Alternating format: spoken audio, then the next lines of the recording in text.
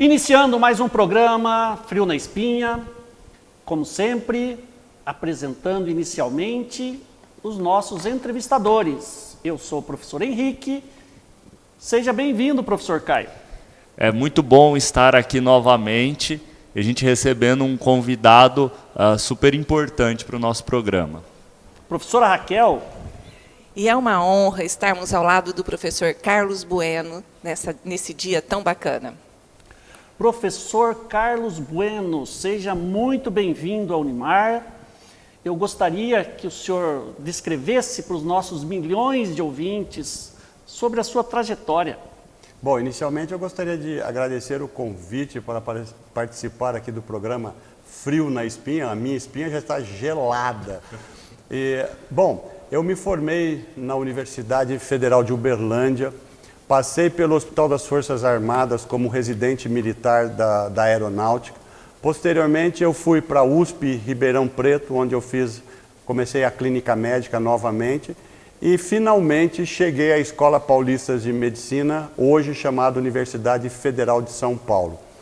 Lá concluí meu curso de residência médica em pneumologia, entrei na pós-graduação onde concluí o meu doutorado, passei no concurso para ser técnico administrativo, preceptor da escola, onde lá conheci minha esposa, Patrícia, nós nos casamos e posteriormente eu fui convidado para participar ou vir trabalhar na Universidade de Marília, porque quem fez o primeiro projeto pedagógico do curso de medicina da Unimar foi o professor Raimundo Mano Vieira, que era docente da anatomia da Escola Paulista. E ele convidou vários docentes para fazer parte da primeira turma da medicina. Foi quando nós viemos e o meu contrato aqui em Marília foi dia 1º de março de 1999. Eu tive dois grandes presentes. Primeiro, porque eu estava comemorando o meu aniversário, dia 1º de março. E segundo, o maior presente foi poder participar ou ser contratado como docente dessa universidade e poder fazer parte da família Unimar. Então, estou aqui trabalhando desde a primeira turma da Unimar e hoje nós estamos na 32ª turma. Então, muito feliz e muito feliz ainda, mais por ter sido confiado a mim, no final do ano, a coordenação do curso de medicina. Perfeito, professor. Considerando que no Brasil, foram abertos vários cursos de medicina em várias cidades, em vários estados, como é enfrentar essa concorrência e qual é o grande diferencial que o curso de medicina da Unimar apresenta aí para os nossos alunos? Olha, uma excelente pergunta. Uma das características, primeiro, a Universidade de Marília hoje tem 66 anos. Então, quando ela idealizou o projeto de abertura do curso de medicina, ela já tinha um know-how enorme na área da educação. Temos um campus maravilhoso, uma estrutura arquitetônica maravilhosa. Além disso, hoje nós contamos com um corpo docente altamente titulado. Mas, além disso, eu fui avaliador do Ministério da Educação, INEP, no Banco Bases, onde eu viajei o Brasil avaliando, autorizando, renovando ou reconhecendo cursos de medicina. Em 1996, quando o curso de medicina da Unimar foi formado, foi a única escola no Brasil que começou a construção de um hospital próprio. Hoje, o Hospital Beneficente da Unimar, universitário, nós temos um hospital próprio, que é a nossa casa. E a cada ano ele vem sendo ampliado, não só do ponto de vista de área física, como também na área de especialidades. E por excelência, hoje nós estamos totalmente inseridos no Sistema Único de Saúde, podendo dar assistência não só à cidade de Marília, como toda uma região que compreende cerca de 62 municípios. Então, assim, realmente, isso é um diferencial. A universidade, com toda essa tradição de 66 anos, um corpo docente altamente qualificado e titulado, um hospital próprio, além de outros convênios. Inclusive, ontem, nós assumimos o pronto atendimento da Zona Sul de Marília. Nós já tínhamos a UPA Zona Norte, então é mais uma unidade importantíssima de assistência de urgência e emergência à cidade de Marília, que está agora sob a regência da ABHU. Outra coisa também, nós estamos evoluindo nos ciclos formativos. Nós começamos com a graduação de medicina, posteriormente nós montamos áreas de especialização ou de a residência médica, que é a pós-graduação Lato Sensu. Nós temos várias áreas do conhecimento de residência médica em nosso hospital. Mais recentemente, nós montamos o curso de pós-graduação estrito sensu e mestrado na área da saúde. Já está sendo aplicado a CAPES, a solicitação do doutorado na área de saúde. Fora os outros pós-graduações que a universidade possui. Então, realmente, outra coisa muito interessante, vários egressos do curso de medicina da Unimar saíram para se qualificar em diferentes serviços do Brasil e hoje estão voltando para serem docentes do curso de medicina, para atuarem no mercado de trabalho da cidade de Marília e atuar no nosso hospital. Isso, então, é muito importante. Se eles estão voltando, é porque eles reconhecem a importância e a qualidade do nosso curso. E hoje nós temos egressos do curso de medicina sendo profissionais importantíssimos de norte a sul, leste a oeste desse país. Perfeito. Professora Raquel? Professor Carlos, e essa não é a primeira vez que o senhor está à frente da condução do curso, né? O senhor já viveu outra experiência nesse sentido.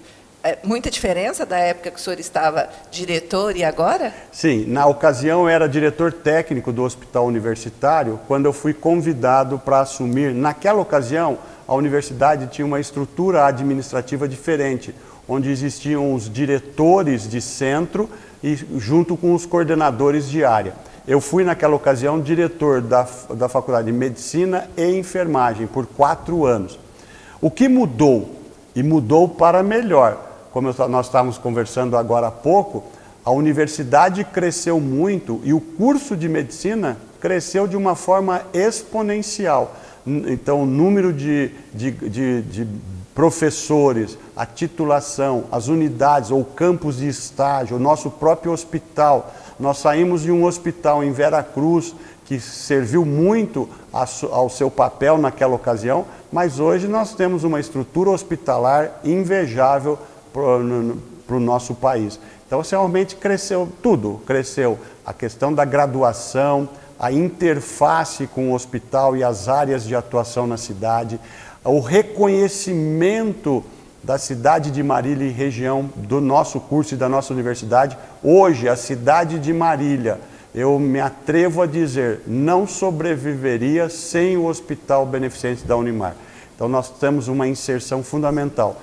Então, é um grande desafio poder entender todo esse processo e poder contribuir naquilo que for necessário para continuarmos crescendo cada vez mais.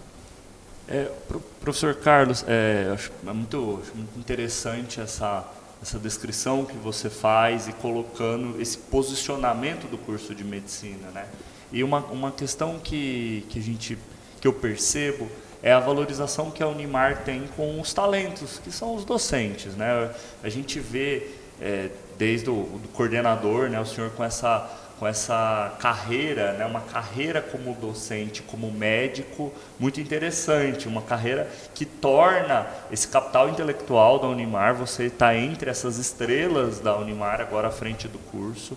E aí eu queria perguntar um pouco, para esse 2023, né, a gente teve o início do semestre agora dia 1º de fevereiro, que outras novidades, além de ter esse novo coordenador, né, que é tão reconhecido, quais novidades a gente vai ter esse ano? Primeiro, contribuindo para essa afirmativa da valorização do profissional, eu acho que a Universidade de Marília tem essa característica. Porque a universidade, sem as pessoas, sem a alma da universidade, somos nós. Somos nós em todos os segmentos, quer o docente, o técnico administrativo, todas as áreas são de fundamental importância. E a Universidade de Marília valoriza muito as pessoas que trabalham. Por isso que nós falamos que nós fazemos parte da família Unimar. Então, eu estou aqui desde 1999, então assim, eu só tenho elogios de como eu sempre fui tratado e como os meus pares também foram e são tratados. Do ponto de vista de novidades, eu acho que nós estamos numa missão cada dia maior. Primeiro, essa conquista do pronto atendimento da Zona Sul. Então, onde nós vamos ter entre UPA e PA Zona Sul quase 15 mil atendimentos mês. Então, é uma responsabilidade enorme. Mais o AME, que foi construído há muito tempo, que nós estamos ampliando. Mais o hospital, que a cada dia cresce mais, com várias unidades e serviços para a comunidade. Projetos de novas áreas de residência médica, por exemplo, endocrinologia em pediatria, provavelmente dermatologia e outras mais. Então, realmente é um desafio. Há propostas de repensar a nossa matriz curricular, que é o processo ensino-aprendizado é um processo dinâmico, ele não é estanque, nós temos que pensá-lo e repensá-lo a cada minuto. Então, isso é uma nova proposta. Uma outra coisa que eu estou percebendo e sentindo também, todos os docentes com quem eu conversei, todos os grupos de todas as disciplinas eu já consegui conversar, todos estão extremamente muito motivados, animados com essa proposta de novo ano de 2023. Então isso é muito gratificante, todos estão dispostos a contribuir como sempre contribuíram para o crescimento do nosso curso e fundamentalmente para a assistência, que é aquilo que a gente preza muito, a assistência daquelas pessoas que nos procuram. Então, além da formação dos nossos alunos, nós temos um compromisso fundamental quanto à assistência dessa população da nossa região, que gira em torno de 1.200.000 pessoas. Provavelmente com o novo censo, isso deve até aumentar um pouquinho. Perfeito, professor. Nós sabemos que gerir pessoas é uma das atividades mais desafiadoras, né? O senhor, além de ser muito competente e experiente, né, eu gostaria de saber como é que o senhor gerencia os seus talentos, já que são muitos, né? Seus docentes, a sua equipe de hospital, como que é esse relacionamento, como é que o senhor transpõe os vários obstáculos que surgem a todos os momentos? Uma excelente pergunta. Eu acho que a relação entre pessoas não é fácil. Mas o mais importante para um gestor é que nós não temos a capacidade plena em todas as áreas do saber. Então é poder identificar no grupo de pessoas que estão junto de você essas qualidades e poder valorizar essas qualidades em cada um. E outra coisa mais importante que eu estou falando e conversando e tentando mostrar para todos os grupos que eu conversei hoje, até hoje, é que eles têm a total liberdade de criar. Então, é lógico que existe uma diretriz da universidade, uma diretriz básica do coordenador, mas os grupos têm total liberdade de poder criar as situações para que a gente possa melhorar. Então, reconhecer a qualidade de cada um, valorizar essa pessoa que trabalha com você, reconhecer que o sucesso dele é o meu sucesso, não é o meu sucesso isolado, é o nosso sucesso. Então, desta forma, a gente consegue tentar trazer as pessoas para junto de nós num objetivo único. Nós temos um norte a ser atingido. Então, acho que o reconhecimento, a valorização do ser humano que trabalha junto com você em qualquer nível da universidade. Todos os níveis são importantíssimos. Eu falo para os meus alunos lá na enfermaria que o trabalho multiprofissional é fundamental. Nós somos como se fôssemos um relógio suíço, que tem diferentes engrenagens. Independente do tamanho desta engrenagem, se uma só, qualquer que for ela, se perder, o sistema todo para. Então, é reconhecer e valorizar as pessoas que trabalham com a gente. No passado, tinha um avaliador que veio aqui e falou que nós temos vários clientes. Nós temos o cliente externo, que são os alunos que nos procuram. São essas famílias que nos deram a oportunidade de nos responsabilizarmos pela formação de seus filhos em todas as áreas do conhecimento da universidade. E nós temos o cliente interno, que somos nós, professores, técnicos administrativos, todos os colaboradores. Então nós temos que respeitar e valorizar todos esses clientes. Acho que isso é uma forma. É fácil? Não, não é fácil. Existe uma receita de bolo? Existem algumas que a gente vai tentando adaptar para a nossa realidade. Mas acho que o respeito à pessoa, acho que essa é um ingrediente fundamental para que as coisas possam funcionar. Eu achei bem interessante a pergunta do Henrique, e eu estava pensando numa questão. Às vezes a sociedade olha para o médico, claro que no seu caso também um médico tem essa atuação como coordenador e docente, mas olhando para o médico mesmo, né? O médico ele tem, claro, esse aspecto do cuidar e tudo mais, mas de alguma maneira o médico também muitas vezes é um empreendedor, né? Ele é alguém que está ali, que gera empregos, que gera receitas e tudo mais. E aí eu fiquei refletindo um pouco sobre outras competências, a partir do Henrique falando dessa competência de gestor, porque o médico é um gestor também ali com uma equipe grande muitas vezes. Como que você vê esse aspecto e como que você vê essa formação do médico nesse contexto atual, né? Porque a profissão muito antiga e tudo mais, mas que cada vez mais tem essa proposta também, né? Acho que isso é outra pergunta muito interessante. Eu vou fazer uma comparação com a minha formação. Na ocasião, lá na Universidade Federal de Uberlândia, na minha república, eu morava com o Carlos Eduardo Rodrigues Putinelli, que fez odontologia. E ele tinha uma disciplina que permeava quase todos os semestres da odontologia, que era o OSP. E onde eles aprendiam sobre a questão social, tudo, mas eles aprendiam como ser o gestor do seu consultório, como criar uma planta adequada, como comprar material, como estocar material, como gerenciar, como cobrar, saber cobrar, etc. O curso de medicina não nos ensinou isso e ainda não nos ensina. Quando eu fui diretor há 16 anos, eu convidei um colega aqui da cidade, que é um empreendedor, eu o convidei e nós criamos uma disciplina no internato onde ele tentou trazer a questão do empreendedorismo para o nosso aluno. Teve uma certa resenha, mas nós tivemos algum sucesso. Então, o curso de graduação de medicina, e no Brasil como um todo, eu posso me atrever a dizer isto, ele não ensina o médico a como sobreviver ao mercado de trabalho. É muito importante saber conhecimento, habilidade, atitude na área técnica, mas ele não nos ensina como ser empreendedor.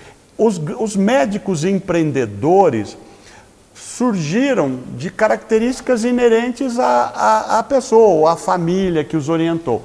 Então, acho que seria um repensar na própria graduação, porque hoje, com as dificuldades, ser empreendedor no nosso país não é fácil. Então, não precisamos reinventar a roda, mas quem sabe termos oportunidade de profissionais experientes que existem dentro da universidade, e a Universidade de Marília tem como uma característica o empreendedorismo, eu acho que daria uma oportunidade a mais para o nosso egresso de sobreviver a esse mercado de trabalho que a cada dia fica mais cruel, está cada dia mais difícil. Quem sabe isso nós não podemos trazer uma discussão, porque a universidade é isso, gente.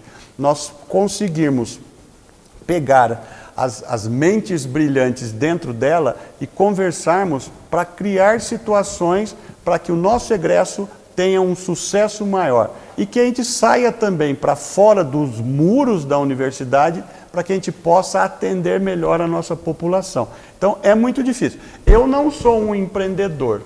Eu falo para minha esposa, eu trabalho num consultório, tenho um desempenho profissional bom, mas eu não sei gerenciar uma empresa ou coisa no sentido assim. Então eu preciso de auxílio de outras pessoas, mas eu tenho amigos, colegas médicos que são grandes empreendedores, que têm clínicas, têm negócios, têm empresas inclusive que colocam médicos para trabalhar para eles, né?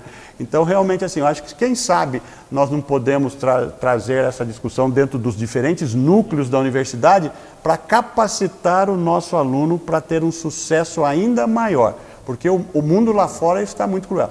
Hoje o Brasil é o país que mais escolas médicas tem no mundo. Fora os alunos que fazem medicina nos países ao redor do Brasil, que estão vindo para trabalhar no nosso país. Mas agora, quem sabe, os médicos cubanos que vão ser novamente trazidos ao nosso país. Então, realmente, é um mercado extremamente desafiador e que só o bom profissional em todos os aspectos vai ter sucesso. Eu acho que essa é uma pergunta boa, mas o curso de medicina no Brasil, para não falar, acho que outros ainda, não criam um médico empreendedor. Professor Carlos, o senhor está dizendo de um olhar diferente para o curso, e o senhor usou palavras, expressões muito bacanas, né, para o seu corpo docente. O senhor falou de banco de talentos, né, e de grandes estrelas dentro do curso. Mas nós sabemos que, como o senhor disse, nós não temos esse viés empreendedor dentro do curso de medicina e outros desafios que são postos para esses docentes. Na sua visão hoje, quais são esses principais desafios que o docente do curso de medicina enfrenta na sala de aula? Bom, o primeiro grande desafio, acho que para ser docente, precisa amar a docência. Então, a docência não é para qualquer um, sabe? Eu acho que existem muitos docentes no Brasil todo, eu já tive oportunidades de diferentes escolas, já passei por várias escolas. Então, tem aqueles lá que estão perdidos, então, não sabe o que está fazendo. Então, primeira coisa, para ter sucesso na docência é ser apaixonado por ser docente. Essa é a primeira coisa. O grande desafio que nós temos hoje, acho que são as gerações que estão chegando. Eu converso muito com amigos, professores de outras universidades, quer universidades públicas ou privadas. Eu vejo dentro da minha própria família, os jovens. Então, isso não é privilégio do Brasil, acho que é uma mudança no mundo como um todo. A geração que chega, ela é uma geração mais impaciente, eles não têm paciência, eles querem tudo para ontem. Eles já querem chegar ganhando como presidente da empresa. Inclusive, vi uma reportagem recente que as empresas estão tendo dificuldade de gerenciar esses novos empregados, porque eles já querem chegar ganhando como presidente, querem trabalhar pouco e ganhar muito, mudam de empresa, não tem fidelização para a empresa, ou seja, eles pulam de galho em galho, sem muitas vezes saber o porquê. Então, e hoje eles chegam nos bancos das universidades com essa ansiedade. São gerações que hoje a quantidade de informação que eles têm acesso é enorme, mas só que eles não sabem utilizar dessa informação, como utilizar de forma adequada essa informação. Outra coisa é uma geração que faz uma leitura, que nem na frente do computador, vai passando a tela rápido, que nem antigamente, eu esqueci o nome, quando a gente pega um jornal, uma revista, que nós fazemos um folhear rápido para identificar tópicos que depois nós voltamos para nos aprofundar. Hoje é assim, então não tem paciência de se aprofundar, de ler, gostam de tudo resumido, tudo pronto. Tudo mastigado. Tudo mastigado. Então acho que esse é um grande desafio. Este é o eleitorado que nós temos. Não é privilégio da Universidade de Marília, é do mundo. Então, nós, docentes mais da era paleozoica, nós temos que nos atualizar. A tecnologia está aí, ela não vai deixar de existir. Nós temos que aprender a utilizá-la de forma adequada, usar a tecnologia para o bem, como se diz, né? Então, esse é um grande desafio que nós temos que enfrentar. Mas, assim, eu acho que a nossa equipe tem tem se adaptado, tem se atualizado, inclusive com as orientações dos outros cursos da Universidade de Marília, dentro da tecnologia, o EAD, que vocês dominam, certo? Então isso tem nos ajudado de sair daquele formato tradicional, quadrado, engessado, para propostas mais abertas, né? Mais construtivas. Então esse é o grande desafio, eu acho que esse é o grande desafio. Perfeito, professor. O papo está interessantíssimo, só que o tempo correu muito. Então nós vamos fazer um pequeno intervalo e retornamos em breve. Até daqui a pouco.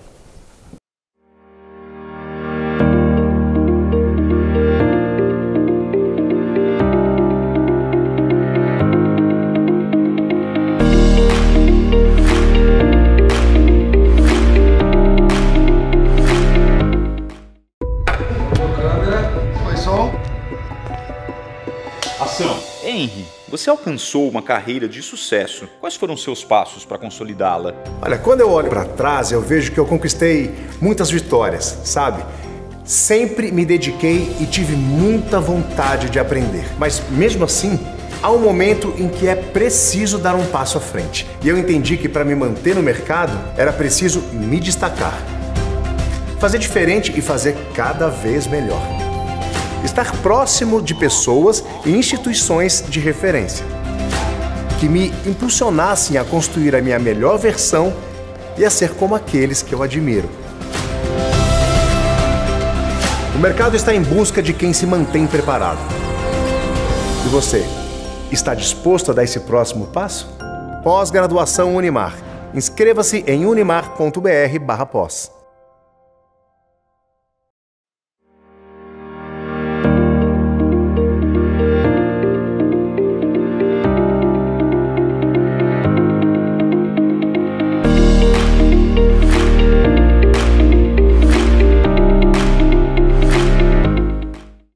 Muito bem, retornamos com o nosso segundo bloco e o nosso convidado especial, como sempre, está se saindo muito bem, professor Carlos Eduardo Bueno.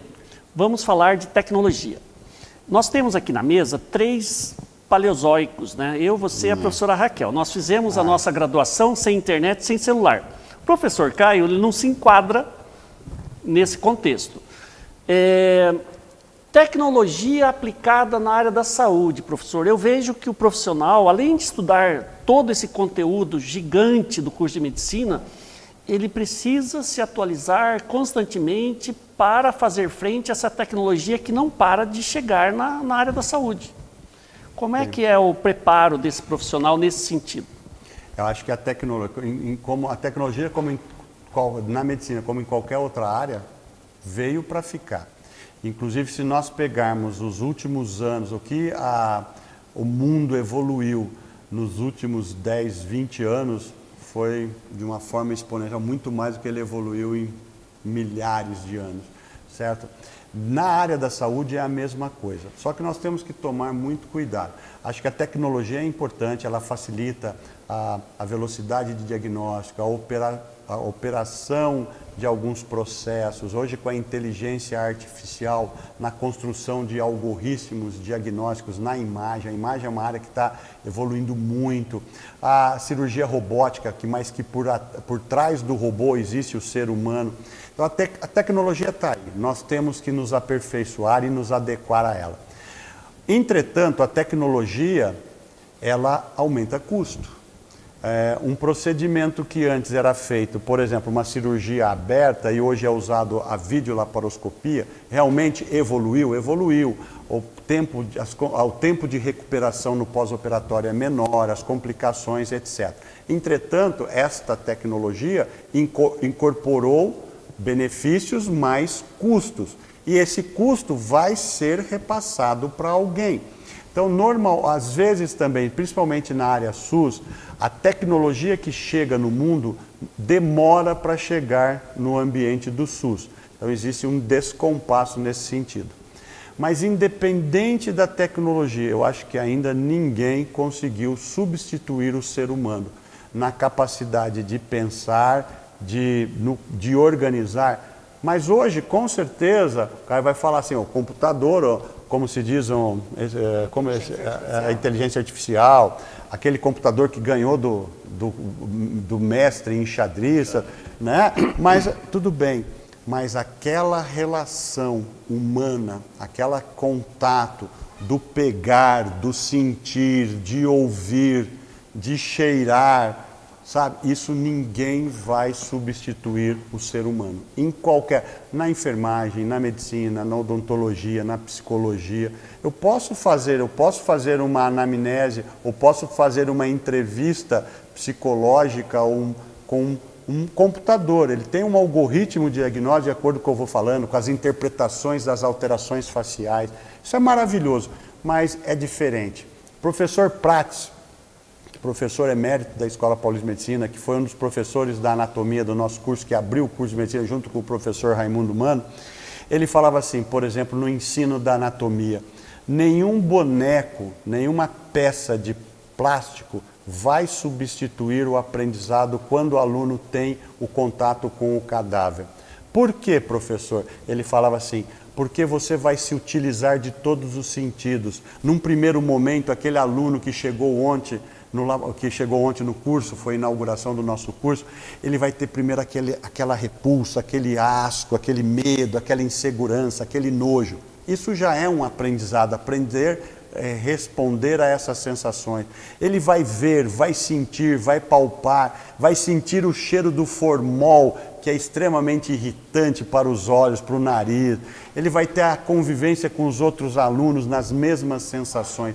Então esse aprendizado não se substitui por uma peça ou por um computador. Hoje nós temos os modelos virtuais de anatomia maravilhosos, mas isso eu estou dando um exemplo lá no início do curso.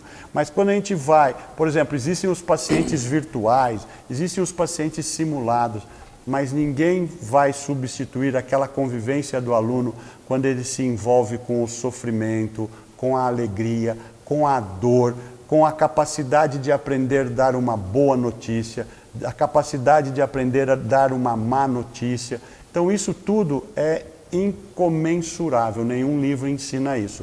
Mas a tecnologia veio favorecer uma série de coisas, é indiscutível, não sou contra a tecnologia não. A medicina evoluiu muito na questão de diagnóstico e do ponto de vista de procedimentos invasivos, etc.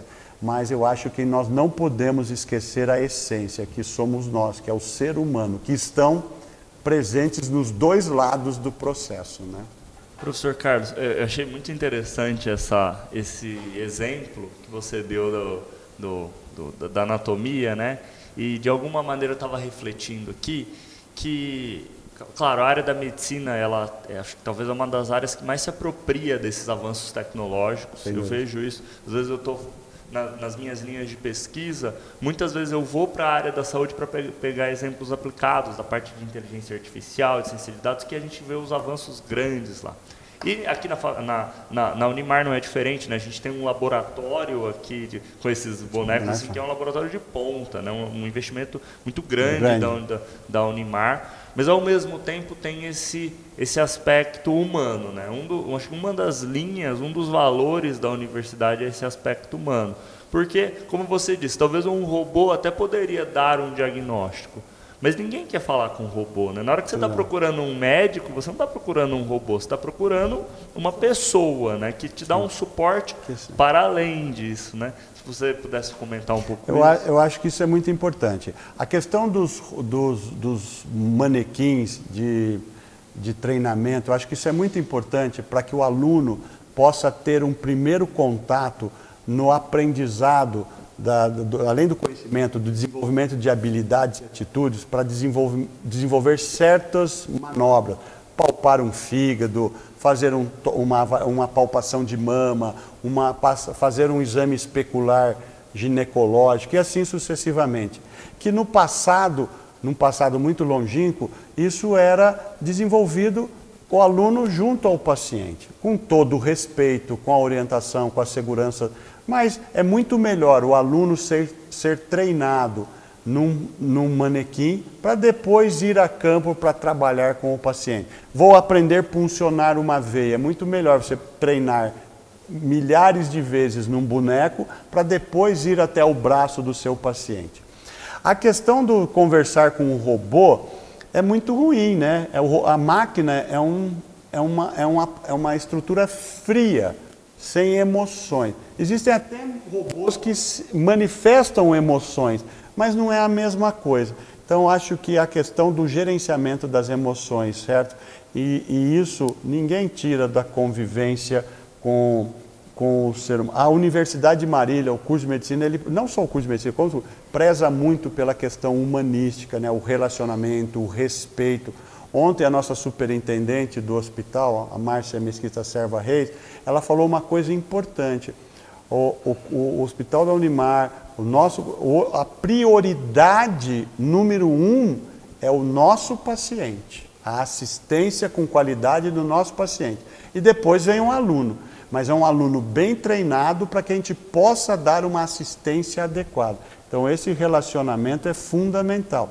Então acho que os manequins, as plataformas digitais, os métodos, hoje tudo isso não cabe mais ficar sacrificando animais, por exemplo, nas salas de experimentação de fisiologia, tudo. Hoje tem técnicas que podem suprir de forma adequada, até melhor, esse aprendizado. Mas a relação interpessoal acho que é indiscutível, nós temos que ter, né? Então tudo tem, e o aluno vai numa curva de aprendizado, né? Ele vai aprendendo e vai tendo os momentos que ele vai. O nosso aluno tem contato com as pessoas, com os pacientes, desde o primeiro ano. Então, dentro do nível de conhecimento que ele se encontra e com a proposta de aprendizado, isso vai acontecendo semestre a semestre, ano a ano, né? Professor, já que nós falamos em empreendedorismo anteriormente, o aluno, ele vai escolher uma área para fazer a sua residência, é uma especialização, certo? Sim. Ou seja, é aquilo que ele vai ser na sua carreira. É feito um estudo de mercado, por exemplo, dermatologista. Se ele vai morar numa determinada cidade que tem 50 dermatologistas, é feito alguma orientação no sentido de que ele escolha uma residência médica que tenha mercado ou não? Se você diz na abertura do programa de residência ou para eles... Ou durante o curso? Não existe. Muitos alunos já chegam com uma especialidade já firme e forte na sua cabeça, porque o pai é daquela área, o avô, o tio. Por exemplo, ontem mesmo eu conheci uma família de uma caloura que o avô é pediatra, a mãe é pediatra, o tio é pediatra e muito provavelmente ela vai ser pediatra. Ótimo! Se ela gostar disso, eu até brinquei com ela, como é bom ter pessoas que nos abrem as portas, certo? Mas ao longo do curso ele vai tendo oportunidade de conhecer as diferentes áreas do conhecimento e vai tendo mais afinidades. Do ponto de vista de escolher programas de residência, não existe esse cerceamento do ponto de vista do governo. A escolha do residente, muitas das vezes ele escolhe a área pensando no retorno financeiro, isso é uma verdade. Só que eu pensaria diferente. O grande problema das especialidades médicas, hoje, ou do médico no Brasil, pelos estudos do Conselho Federal de Medicina, dos Conselhos Regionais de Medicina, etc., não falta médico no Brasil. Então, teoricamente, nós não precisaríamos trazer médicos de fora para trabalhar em nosso país. Entretanto, é verdade que os médicos se concentram quase naquele eixo Rio, São Paulo, Belo Horizonte. Então, ninguém vai querer, a princípio, ir lá morar no meio da Amazônia. É difícil, porque o profissional tem expectativas. Ele quer ter às vezes ele pode até ganhar muito dinheiro lá, mas ele não vai ter onde usar. A questão de construir família, depois ele casa, tem filhos, não tem escola para os filhos, não tem onde se divertir, ir a um teatro, a um cinema, a um restaurante diferenciado. Estou falando que isso é prioridade, mas é prioridade também, certo? Então, essa concentração. Existem alguns países que existe um estudo de mercado em relação a especialidades e o governo só autoriza a abertura de certas especialidades em certa região de acordo com o estudo da necessidade. No Brasil, isso não existe. Com o programa Mais Médico, do governo retrasado, assim, existia uma necessidade daquelas escolas médicas que entraram no programa e foram autorizadas a abrir o curso de medicina, eles tinham um compromisso formal de oferecer vagas de residência médica para todos os egressos, principalmente na área de programa de saúde da família e comunidade, na estratégia de programa de saúde e comunidade. Só que isso não aconteceu. Isso era uma proposta que não... Só que quem fez essa lei esqueceu de perguntar que nós não temos estrutura do ponto de vista de formação para todos esses médicos. Ficou muito bonito no papel. Tanto é que isto não aconteceu, certo? Mas acho que isso tem que ser rediscutido. Tá? Acho que uma das buscas da especialização, uma das coisas também, além da habilidade ou da afinidade do candidato àquela área do conhecimento, uma das coisas que todos nós buscamos é uma segurança financeira no futuro, né? Essa segurança financeira é o que muitas vezes encaminha o aluno para a medicina. Né? Porque eles têm uma visão de que o médico é o profissional que tem melhor ganho aquisitivo. É o seu caso, né, professor? Nós nem vamos comentar nada, né, Henrique, do Não, quanto é diferenciado aqui na mesa. Eu sou rico de conhecimento. Aproveitando a pergunta da professora Raquel... Sou rico, sou muito rico, sem dúvida nenhuma. Tenho um trabalho maravilhoso, tenho uma família maravilhosa, tenho saúde, acho que isso... mas não vou ser hipócrita também dizer que o dinheiro não é importante. Como diria meu sogro, o dinheiro é importante pelo menos para manter os nossos vícios, né? Professor, embora, né, o senhor tenha toda essa competência, esse preparo, o senhor seja uma pessoa assim que a Unimar trouxe e a gente tem que comemorar. Mas o senhor tem uma fama.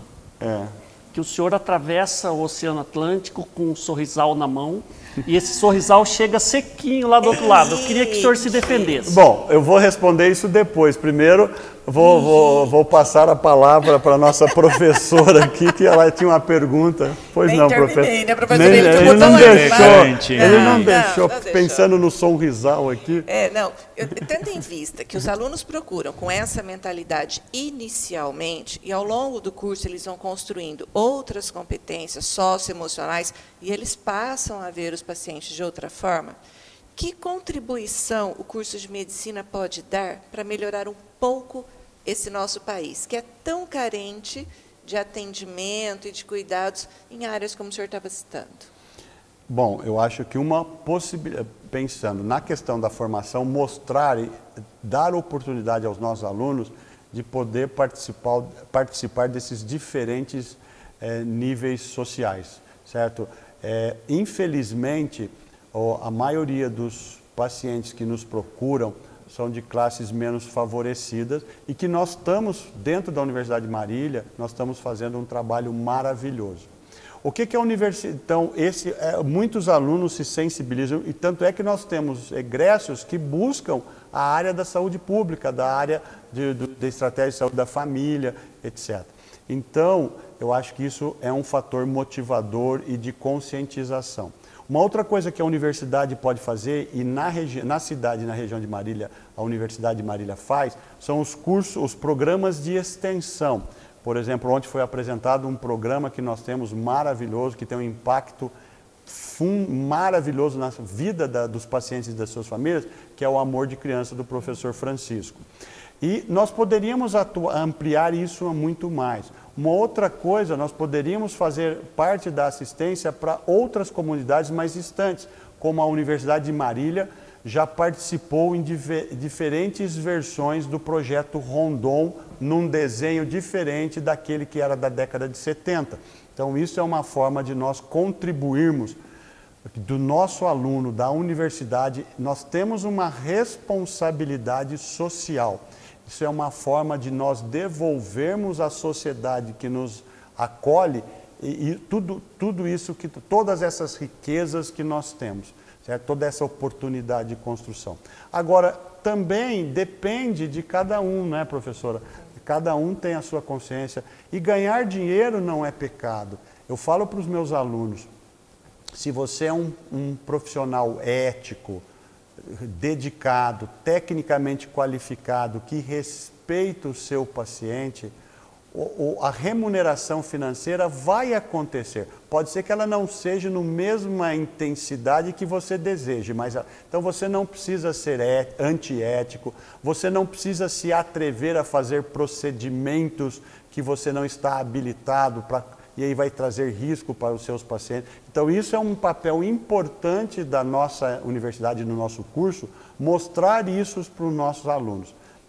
O nosso produto é a nossa atendimento, é o nosso procedimento. E nós temos que ser retribuídos do ponto de vista financeiro para esse trabalho.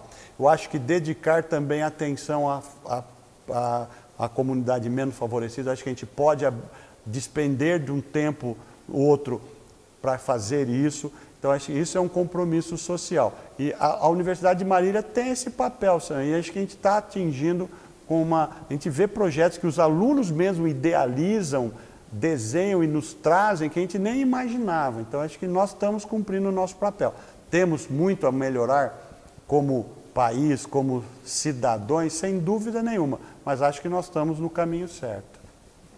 Muito bem, professor. Falando da questão do sonrisal, é que como ele foi militar do Exército, nas Forças Armadas, sempre o mais novo paga a culpa, ou paga o pato, sempre o mais novo que dança, né?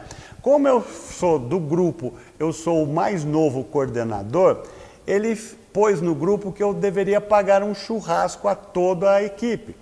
Como eu sou uma pessoa extremamente democrática, eu falei o seguinte, não, vamos fazer o seguinte, vamos fazer o churrasco e dividir de forma equitativa para todos. Então, eu não preciso pagar tudo. Eu sou muito democrático, viu, professor? E a gente dá outra nomenclatura.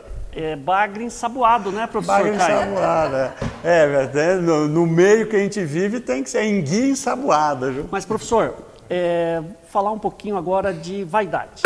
Vaidades. O senhor é coordenador de um curso que o senhor tem que gerenciar essas vaidades, né, a fogueira das vaidades, principalmente dos seus alunos. Como é lidar com essa fogueira das vaidades? Você quer complementar? Porque você levantou o microfone aí.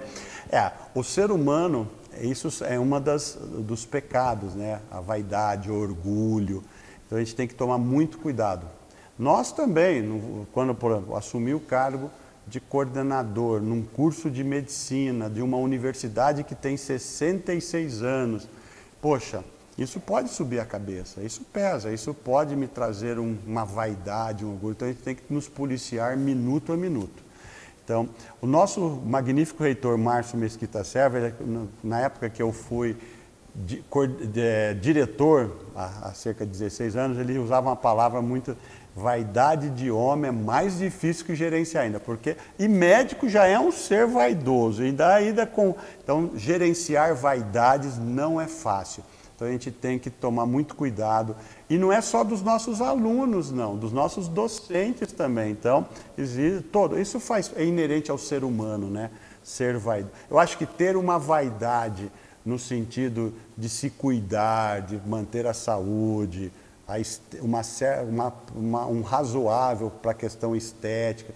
Então, ter essa vaidade. Agora, essa vaidade ruim, no sentido pesada, de eu sou o bom, eu sou o melhor, é muito ruim. O meu professor de anatomia, inclusive ontem eu fiz uma oração que ele nos deixou lá na década de 80, o professor Elcio Werneck. No primeiro semestre, nós tínhamos pavor dele. No primeiro dia de aula, ele nos tratava assim, ele falava assim, hoje eu vou dar aula no nível restal. Todo mundo ficou perguntando, o que é restal? Não, porque tem o Mobral, o Sobral e o restal, vocês são o resto. Ele fazia uma pergunta de português que nós não sabíamos responder, ele falou, tá vendo, tem 18 anos, não sabe nem falar português e quer ser médico. Com o passar do tempo, pelo menos eu consegui entender, o que ele queria mostrar para a gente era o seguinte, que nós não éramos nada. Nós chegamos calouros de uma universidade federal, médicos, então nós chegamos com toda aquela arrogância, com toda aquela vaidade, com todo aquele orgulho, e ele nos mostrava que nós não éramos mais nada do que aquele ser, aquele corpo que estava sobre as mesas de anatomia. Se nós não tivéssemos o cuidado e se nós nos distanciássemos de Deus, nós não seríamos nada. Então ele mostrava para gente, você está achando que você é alguma coisa aí, estudante de medicina, você não é nada, viu? Você não é nada. Mas depois, com o passar do tempo, ele ia nos conhecendo e nós íamos o conhecendo, então a relação ia mudando e nós também íamos aprendendo que a vida não era só aquilo, certo? Então, realmente, gerenciar vaidades não é fácil. E o aluno de medicina tem uma característica diferente também por essa questão. Passar no vestibular já é uma conquista. Passar no vestibular de um curso de medicina é uma conquista ainda maior. Num país onde nós temos todas essas dificuldades, inclusive na expectativa de ter um futuro ou um sucesso financeiro maior. Então isso realmente a gente tem que trabalhar. Não é fácil. E às vezes a gente tem que ir pisando em ovos, né? Para poder, ainda mais com essa geração, mas eu acho que a gente tem que mostrar, eu falo para os alunos que eles são igual são os nossos filhos, que a mesma mão que acaricia que dá às vezes umas palmadinhas no bumbum.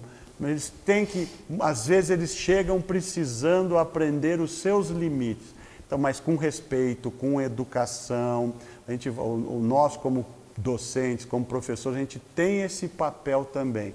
Sabe? Hoje o curso de medicina, eu falo para os nossos professores, para os nossos alunos, como vocês falaram, o conhecimento, hoje eu aperto um botão, o conhecimento do mundo todo cai em milésimo segundo no meu colo. Como usar isso? Mas não é isso não basta. Hoje o curso de medicina nos resta muito, um papel importantíssimo, é o ensino pelo exemplo, no sentido da postura, da relação médico-paciente, do respeito a todos os colegas de diferentes áreas do conhecimento, que ninguém é melhor que ninguém. Então, isso faz parte do ensino, do aprendizado. Então, o ensinar pelo exemplo. Então, acho que nós como os docentes, temos um papel fundamental. Então, mas gerenciar as vaidades não é fácil. É um trabalho diário e nós temos que estar muito atentos a isso. Perfeito. Professor, agora eu vou, infelizmente, né, o nosso programa está encerrando, eu queria que o professor Caio e a professora Raquel fizessem as considerações finais e se o nosso convidado, ele realmente teve frio na espinha aqui. Não, eu queria agradecer e acho que foi um momento de muito aprendizado, acho que uma conversa muito boa, é muito legal ver assim que o curso da medicina da Unimar tá nas mãos de um profissional que é tão respeitado pela sua carreira acadêmica, mas tem esse lado humano, né? Então isso acho que é muito aderente à proposta da Unimar. Sim. Fico muito feliz, foi muito legal a conversa e foi um prazer conhecê-lo melhor. Obrigado. Professor Carlos, isso é realmente verdade. O professor Caio conseguiu traduzir o sentimento que nós ficamos hoje de conhecer uma pessoa diferenciada, com esse olhar para o humano e que nos disse que ganhar dinheiro é bom, mas ele não é tudo. E aí a gente espera que outras profissões e outras pessoas também consigam ter esse olhar, né? Que a gente valorize mais o humano e que a gente caminhe em busca desses ideais que o senhor colocou para os nossos alunos, para o curso de medicina da Unimar, que a gente entende que, nesse sentido, temos muito a ganhar e a aprender com o senhor. Muito obrigada. Professor, eu quero agradecer a sua disponibilidade, a sua atenção. Eu tenho certeza que o curso de medicina da Unimar está em excelentes mãos. Tá? O senhor mostrou pelo seu currículo, né, que o senhor é uma pessoa extremamente preparada.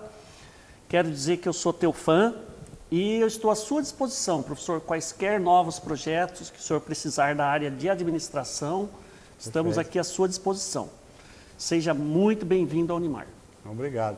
Bom, eu gostaria de agradecer, foi muito bom participar. Eu não conhecia o programa, não conhecia essa dinâmica. Posso dizer que eu fui extremamente muito bem acolhido por todos vocês. Eu acho que hoje vocês me pouparam, então o meu frio na espinha nos primeiros minutos do programa já foi amenizando e foi uma entrevista extremamente cordial, então foi muito bom. Podemos combinar um dia de sairmos aí, fazer o nosso churrasco, ou ir a uma churrascaria para comemorar.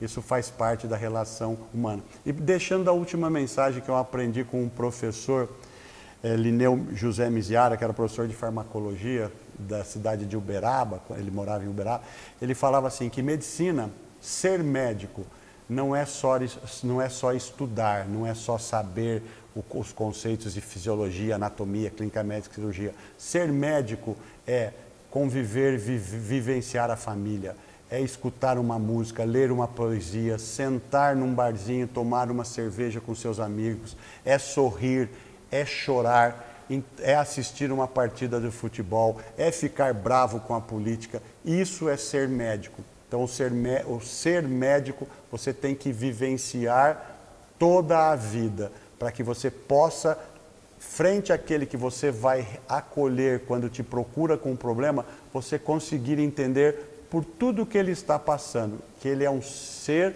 exatamente igual a você e que você está ali simplesmente para dividir um sofrimento, uma angústia e abrir o coração. Isso é ser médico. E eu espero dos meus alunos que eles sejam efetivamente médicos nesse conceito. Obrigado, eu me coloco à disposição da equipe todas as vezes que precisarem. Foi muito agradável, e espero que as próximas também sejam assim, sem muito frio na espinha.